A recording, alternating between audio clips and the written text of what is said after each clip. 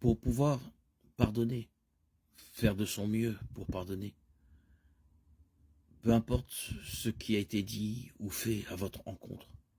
La première chose à retenir est le conseil que Jésus a donné à Pierre sur le pardon de quelqu'un qui a péché contre lui. Alors Pierre s'approcha de lui et lui dit, « Seigneur, combien de fois dois-je pardonner à celui qui pêche contre moi? 7 fois. » Jésus lui répondit, « Non, pas 7 fois, mais 70 fois 7 fois. » Matthieu 18, 21, 22. Pardonner à l'autre personne dans la relation devrait être la première étape que vous prenez pour décider quoi faire. Il y a une chose qui serait certainement une raison pour envisager de rompre avec votre petit ami ou petite amie.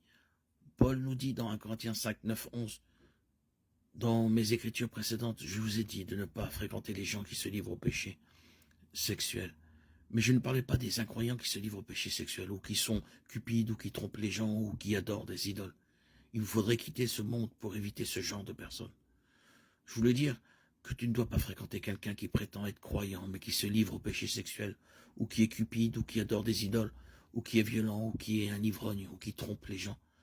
Ne mange même pas avec de telles personnes. Si votre petit ami ou petite amie se livre à l'un de ces péchés, Paul dit que la relation doit être rompue.